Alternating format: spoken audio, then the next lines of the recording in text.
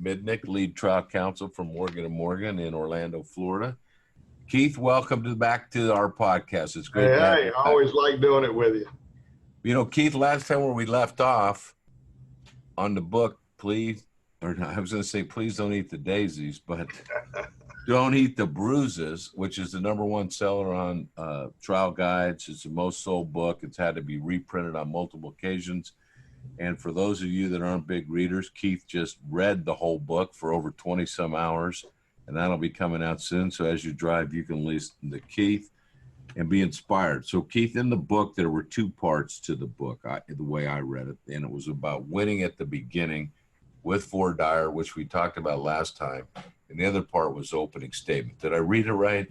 You read it. Well, it covers from A to Z, the whole trial up to closing argument, cross-exam, but kind of the backbone of it is what I call winning at the beginning, which is you got to get rid of jury bias, which is the voir dire that we covered last time you had me on your show. And I figured maybe we'd talk this time about the second part, which is how to use opening statements to make sure you're out ahead, because if you're not ahead, you're in all likelihood you can't play catch up.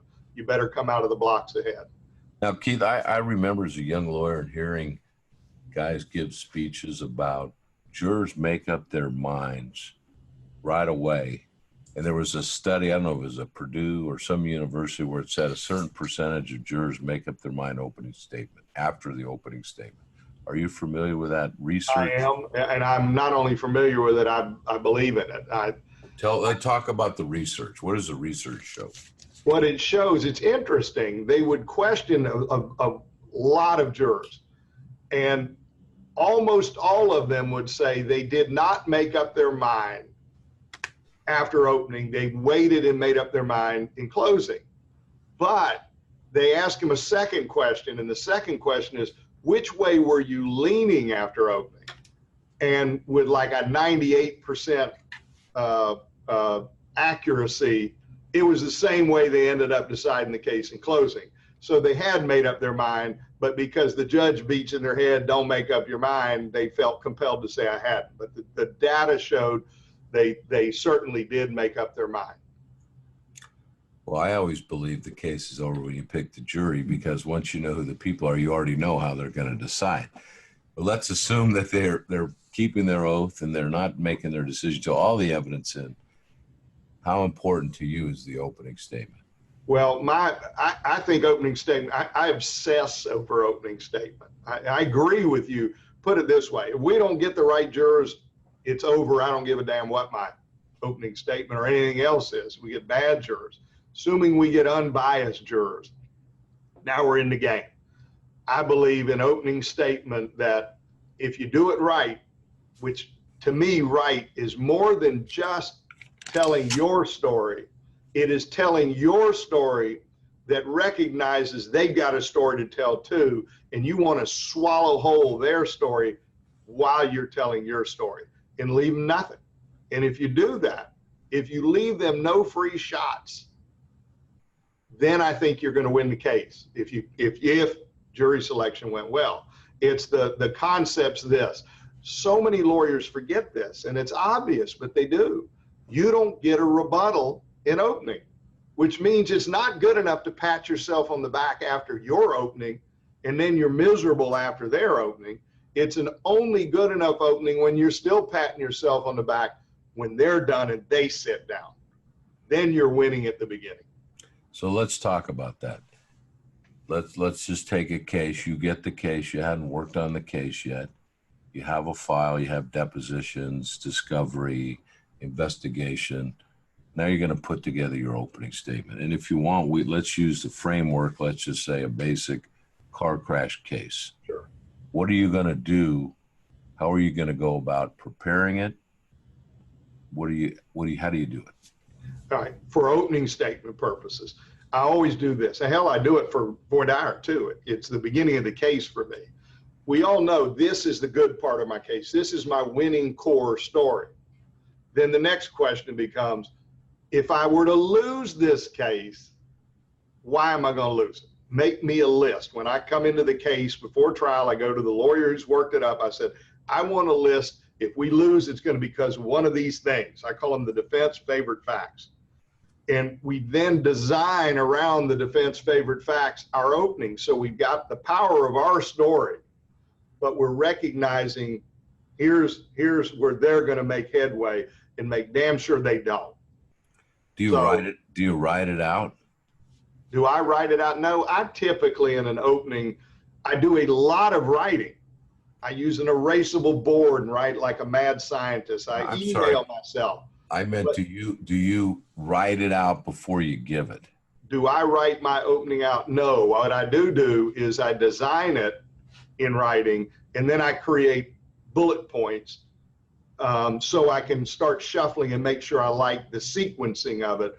But I typically stand up and deliver it. Of course, you've got some visual aids going along with you that act like you wrote it out. But I'm not one of these people that actually sits and writes my whole opening out. So it's written, but it's written up here. Right. But you have the key segments, you might want to call them, where you could move, the segment of who ran the light or the pre-existing, and you can just shift those around how you want to deliver it. So now you're going to give your opening statement. Do you use PowerPoint? I do. I believe in them. Occasionally we run into situations where a judge says you can't show it if it isn't admitted into evidence and all that. And I'm just as happy, honestly, to go without it, because I feel we're better at delivering it, relying on ourselves as a visual aid. I'm the best visual aid in the courtroom than a typical defense lawyer. They're lost without being able to show and tell. So, but given the preference, I'd rather be able to show. And I watched and I read a transcript of a lawyer, a good friend of mine, Tom Klein's a great lawyer in Philadelphia, trying a mesh case. And what he did was he had a black screen and he would speak. And as a specific exhibit, he would put it up and he would talk about it. He wouldn't do as I do, and I'm kind of getting away from it more, of a lot of words on the screen. And he wouldn't use it as a PowerPoint. It was more an ordering of the exhibits into his story. And I thought that was effective. I know lawyers get a little tied up in these PowerPoints and changing it. And if it doesn't work, then what are they going to do? And put jurors maybe not paying as much attention on them as the screen. So I think it's— I totally agree with you. I have delivered openings that were pure PowerPoint driven. And I've always felt my personality and my ability to hopefully lead the jury gets diminished some if anyone could have stood up there and pushed the button. So I think there's always that balance. I'm getting more there myself, and I think your ability to connect is not as good. And if you're worried about a slide and remember what was on that slide, or changing the slide and what's the next slide, you're not focusing on connecting to individual jurors, and I think that takes away some. No question. That has been the exact internal intuitive feeling I've had when I've been overly married to the PowerPoint. And to your point of simplifying the message instead of not being too wordy on the PowerPoint, I sue cigarette companies, and they're one of the most powerful litigation defense machines in history, because they do it so often. They have endless resources. And one thing I've learned from them is their visual aids are very rudimentary. They're just basic. They're stick figures and things. And they'll have one word up. And they rarely have something where you're reading across. And I have to believe they've spent more money on focus grouping than probably 100 lawyers piled together. And they've learned something. That very basic visual support carries more weight with the jury than something more elaborate, real pictures. And we've got to tell a story. So of course we need the pictures, but I'm saying there is something to this simplicity. No, I totally agree. And I'm getting almost all the way there myself. So let's talk about, you just have a car crash case. How are you going to go about, we got the file, you've never done anything in the case. Now, hopefully most of the lawyers have worked up the cases, but I'm sure, like myself, there are many cases that you may try where you haven't been involved in the case. So you're starting with this box of documents and depots and photos, and you're going to have to tell this jury why they should be for your client. How do you go about doing that? Well, the first thing is I have them tell me the story, and I take notes, and then I say, tell me the defense favorite facts and give me the list. And then I start plowing through the file myself, because you can't just get a cheat sheet from someone else. As you know, you got to ingrain it into your own soul and get connected to the story. So I start doing it myself, and then there's a back and forth. The emails back and forth with the lawyer. I've got a question a minute, and we just keep doing it till I feel comfortable we've got the story. And then you start designing. And I have really once I now know the case, I have really a 3-step process for a winning opening statement, because I believe in systems. It's to stand here and tell you a war story, you can go, wow, that was impressive, but I don't know if I'm helping you much. Systems, little ABC, here's what you do, is something that is reusable by the largest number of people. So that's really part of what's made my book popular. It's a reusable systems.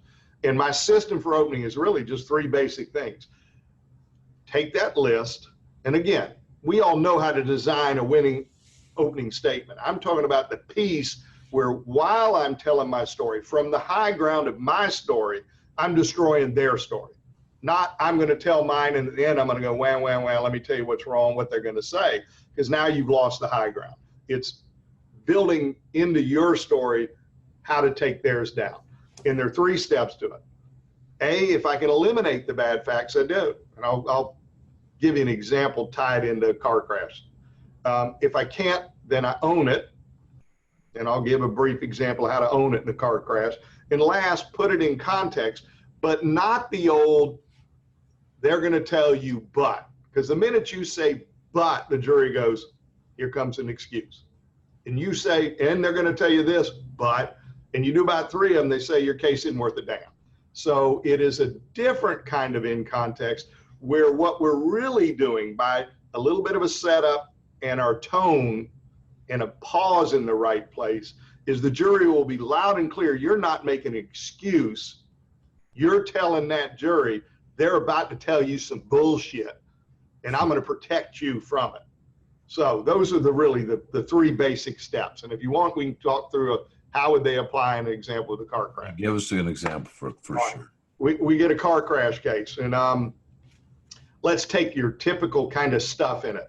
I got a client who was hit by a big tractor trailer, but at a slow speed. So you got not a lot of visible property damage. You got low impact.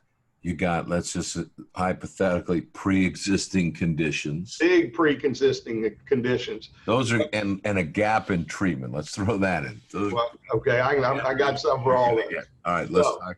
All right, so let's do one more thing. The pre-existing is mostly in the back. The person aggravated their back but had a bad back before. They didn't have a neck problem. Now they got a brand new herniated disc, and that's the fact. All right. All right. Let's start with what can we eliminate? Well, I can eliminate the low back. I got a doctor says it's aggravated, but you know what? I got 20 years of just a mess with the back. And what's the defense's opening going to look like? All the back. One record after another about the back. And no one gives a damn how do you get to full justice so long as you get there. So what do? I don't tell the defense. I love surprising them with it. But we stand up in opening and say, look, you're going to hear my client had a lot of problems with back before. You're also going to hear the doctor will say that was aggravated in a meaningful, significant way by this crash. And under the law, we can seek fair result from you for the losses of the back. But you know what? We're not going to do that, because it's complicated. And I want to simplify your job so we can get to the justice. And the justice of the matter is my client had no problem with her neck before, and she's now got a very serious problem with the neck. They've got a right to talk about that back till the cows come home. I just ask you this, because I don't want to waste your time. Every time they talk about the back, just remember, well, that lawyer just said they're not going to pursue 1 penny over the back. So why are we talking about it? And see if they won't move forward to the neck, because there have been no problems with the neck. So that's an example of the eliminating stage. We've readjusted a bit and just taken something off the playing field to shrink the target they can shoot at and maximize our strengths. So that's an example of eliminate. Now, how about own it? Remember, we talked about an 80,000 pound tractor trailer hit somebody, but there's not a lot of visible property damage. And I don't say low impact. I will to you talking here in private, not in front of a jury, because that means it wouldn't hurt a flea. I say not a lot of visible property damage, because everyone's had experiences where they put their car in the shop, they say it sticks, but it never runs right after the crash. There's more there than meets the eye. So not a lot of visible property damage. We got the word in place. Then, and this is a real life example. In looking at the case, by the way, here's a little tidbit. Always look at the repair bill. You'd be surprised how many times there'll be a little entry that says, $200, and they'll say on the rack. Well, that means they had to straighten the damn metal frame. So in this case, the lawyer came to me and said, here's one of the defense favorite facts. It was an 80,000, here was the defense favorite fact.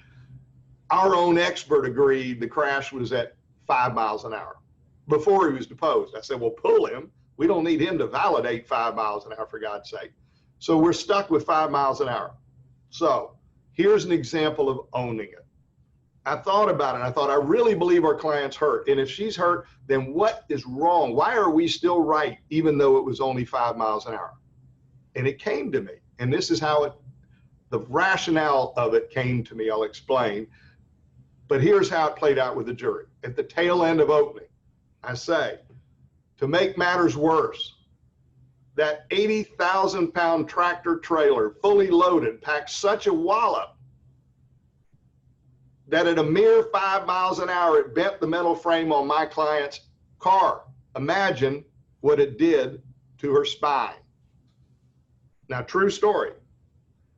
The other lawyer was very good, and he realized we had owned it.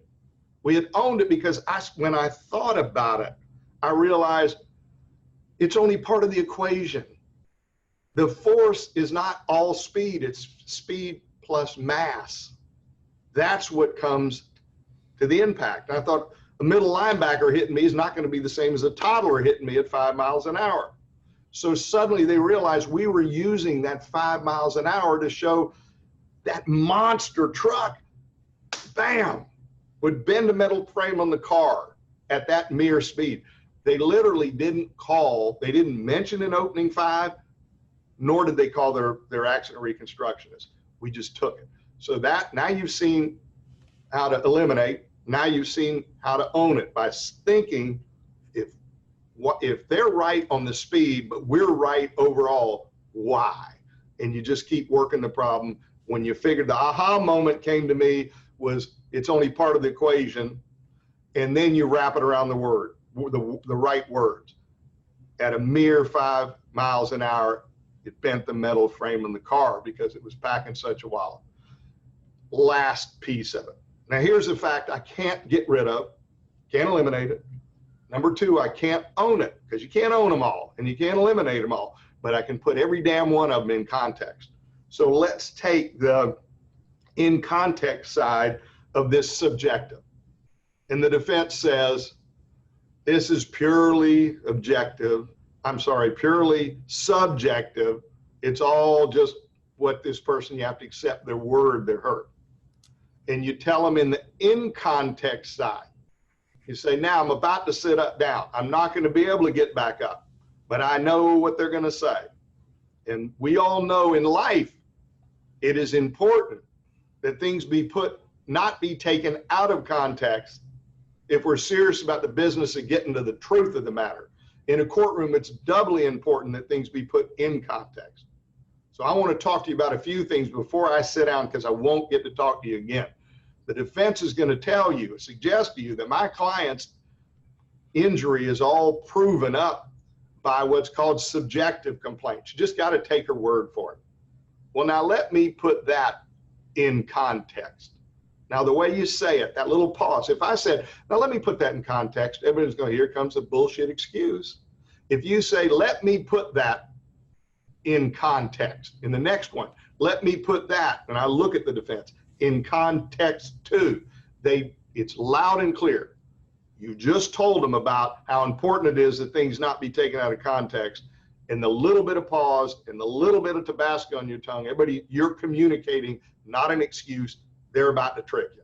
So how do you do it with the subjective? Now, let me put that in context. First of all, subjective just means that's what you tell a doctor. Well, people get treated all over America based on what they tell their doctor, but they'll tell you this isn't a lawsuit. So that's all suspicious and different. Well, let's put that in context.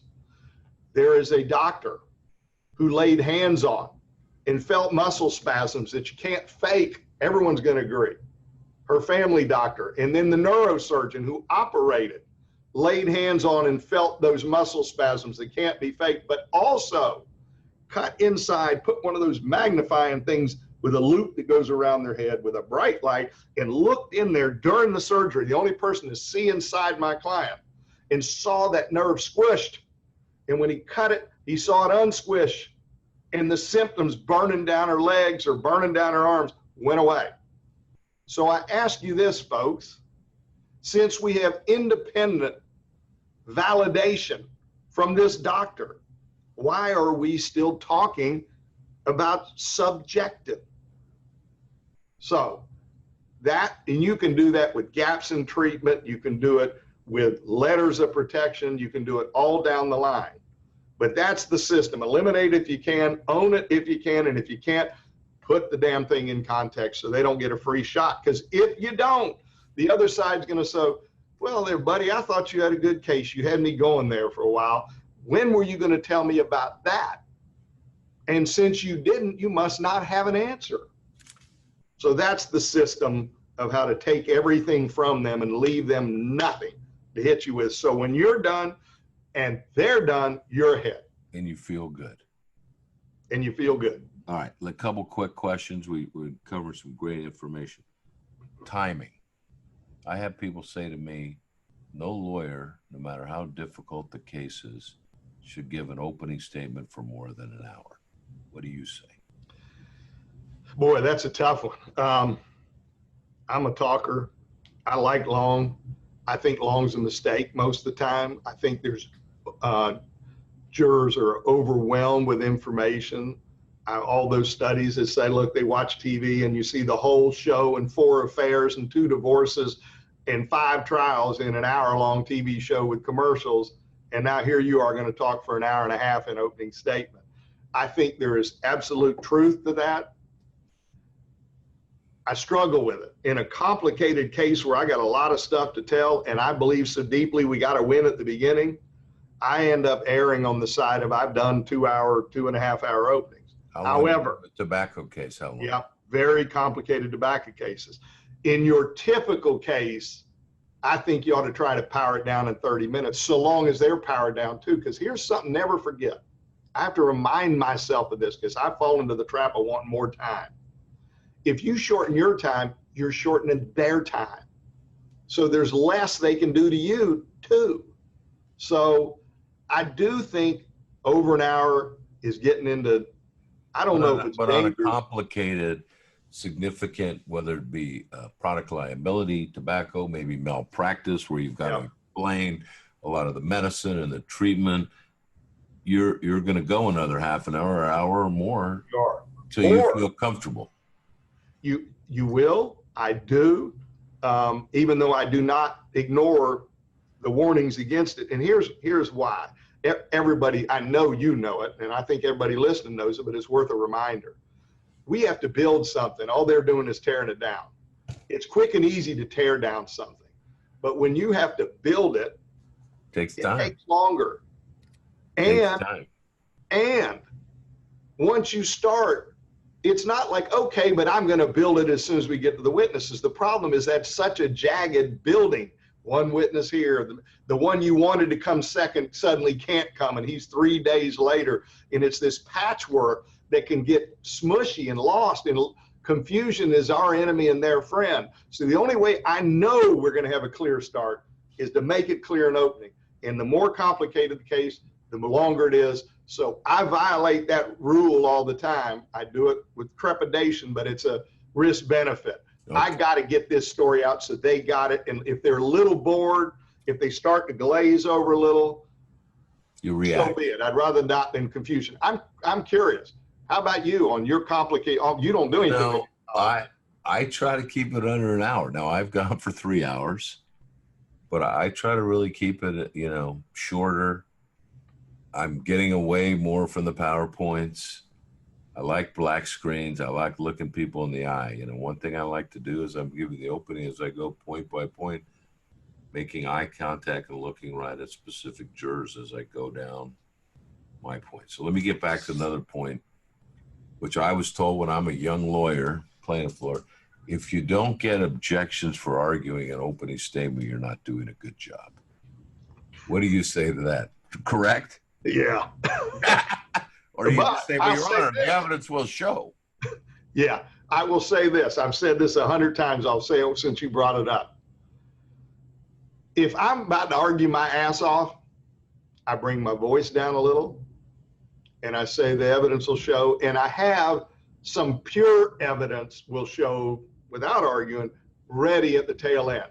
And here's how I think a perfect opening is. I want to hear the defense lawyer's chair squeaking over and over, getting ready to object, and I want to thwart his objection most times out so that he's miserable, but he can't quite figure out where and when to come swing at me, because I say, and I make an argument. And another thing, the evidence is going to show. You bring your voice down. Their guard goes down. They think, well, he dropped down. He's not ramped up. This must not be very exciting. And you said the evidence. And by the time they go, damn it, that was argument. Then I say, and something else the evidence is going to show, and the doctor's going to say, and they've lost it. But hell yes, if you're not pushing the envelope, you're not advocating an opening, in my opinion. I agree that to an extent, but I'm more and more trying to be a little more neutral in jury selection too, because I think the jurors, when you get in there, they're still suspicious of you. Yeah. And if you're and depending on your judge, if you got a judge that's going to sustain those objections, that hurts. Then you're starting off looking like, well, this dude's like pushing it too much. Yeah. So you got to know your environment. You're always going to argue, but I think, again, it's a weighing and a balancing test and deciding what environment you're in. Do you really need to do that? A lot of times I like to let it go when I know I'm going to kill them. Yep. I like to take it slow and let the jury figure it out and not just hand it all to them. You said something I've heard from my wife for many years. She was a court reporter for 25 years, very smart, very good, paid attention. And I remember she was court reporting me early on in my career. I had a full head of damn hair and didn't look all beat up like this. And I delivered the first, and she was the prettiest thing I'd ever seen. And I'm just so want her to be so proud of my opening. And I delivered an opening that was hellfire and damnation. And I walked over to her on a break. I didn't even know her. I said, how'd you like that? Expecting her to go, ooh. She goes, too much, too early. And I thought, God almighty, it's like I've been slapped in the face. She's right. Too much, too early. That I have toned my demeanor down, because at the end of the day, what Brian, you're talking about is we've got to be the guide to the truth that they think is a reliable guide. And the more we raise utter hell, the more we look like what they expect. And the more we bring it down and the more we're rational, the more likely they're going to connect. I can listen to this guy. So while I still argue, if you listen to my overall tone, I am so low and somber now in opening, as opposed to, let me tell you what else. And I do that some on the camera because it feels fun, waving and raising hell, because it's who I'm a street fighter. It's what I want to do. But I have toned down my openings to the point I've lost some of the fun of opening. But my wife was right, and now all these years later, I agree. Panish is confirming it. I agree, and I am finding myself toning it down in demeanor or tone, but letting it out little by little and not putting it all out. Because I get bored too. I got ADD. I'm sitting there. I'm a juror. I already heard all this. Why is he telling me that again? What are we going to hear? The same thing? He already told us all that. I want them to be thinking every day they're bringing something new, and this is going to be good. I want to pay attention. It's not the same thing over and over and over. And one thing we hear from jurors, lawyers ask the same question over and over. And they think we're dumb. We get it. Yep. So I get people in these UM cases, uninsured motorist in Florida. We're allowed to say that's his own insurance company. What we're not allowed to do is say he's been paying premiums all these years and now they won't pay. And I always tell lawyers, I said, we sometimes we think jurors, we got to say everything right in their face so they won't get it. And they're smart. All you got to do is say that's his own insurance company. They'll fill in the other people.